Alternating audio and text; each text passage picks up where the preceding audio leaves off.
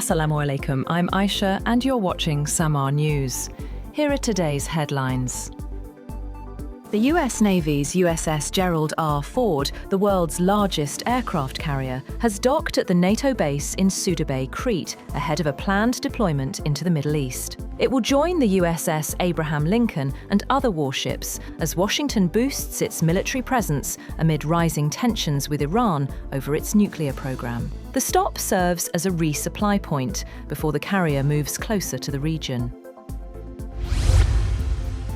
Iran is close to a deal with China to purchase anti-ship cruise missiles, just as the United States deploys a vast naval force near the Iranian coast, ahead of possible strikes on the Islamic Republic. According to 6 people with knowledge of the negotiations, the deal for the Chinese-made CM-302 missiles is near completion, though no delivery date has been agreed. The supersonic missiles have a range of about 290 kilometers and are designed to evade shipborne defenses by flying low and fast. 2 weapons experts said their deployment would significantly enhance Iran's strike capabilities and pose a threat to US naval forces in the region.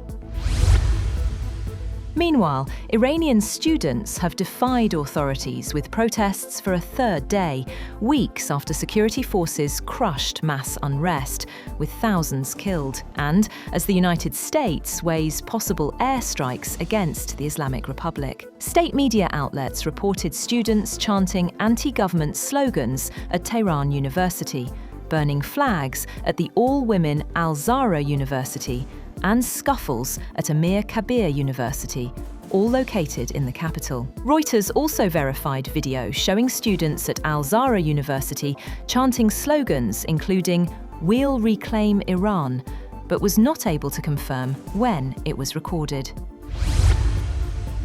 An Iranian army helicopter has crashed into a fruit market in the central province of Isfahan, killing the pilot, co-pilot, and 2 merchants. State media reported that the helicopter came down in the city of Dorche, causing a fire that was put out by emergency services. Experts say Iran has a poor air safety record, with repeated crashes, many involving aircraft bought before the 1979 Islamic Revolution, and lacking original spare parts for maintenance.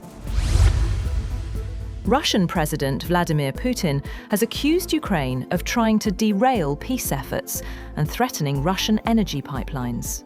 In televised remarks on the 4th anniversary of the war, Putin said Moscow's enemies were turning to what he called mass terror, including strikes on cities and sabotage. He called for tighter protection of strategic infrastructure, as Kyiv has targeted Russian oil facilities during the war. Putin also made it clear that any strike involving a nuclear element would carry serious consequences, pointing to Russia's updated nuclear doctrine as a deterrent.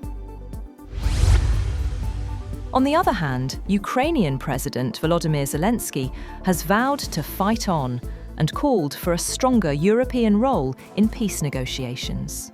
Speaking at a Coalition of the Willing meeting in Kyiv, Zelensky said Europe must be directly involved in talks, with a new trilateral format expected within 10 days.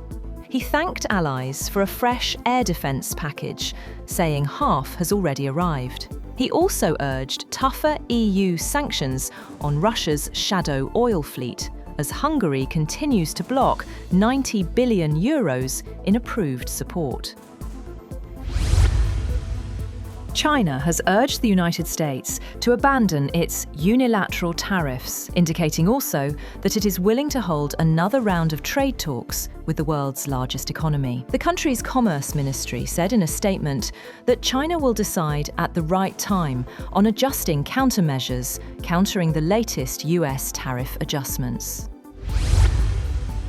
The foreign ministers of Brazil, France, Spain, Turkey, and various other states have condemned Israeli decisions that they said introduce sweeping extensions to unlawful Israeli control over the West Bank. A joint statement issued by the Turkish Foreign Ministry said changes are wide-ranging, reclassifying Palestinian land as so-called Israeli state land, accelerating illegal settlement activity, and further entrenching Israeli administration. Other countries to sign the statement included Saudi Arabia, Egypt, and Qatar, as well as the heads of the Arab League and Organization of Islamic Cooperation.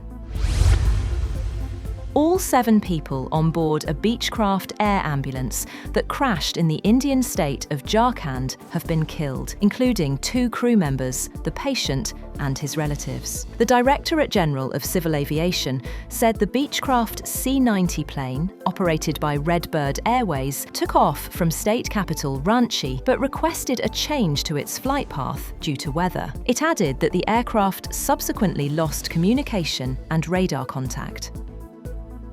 That's all for now. For more updates, visit www.samaa.tv. Thank you for watching Samaa News.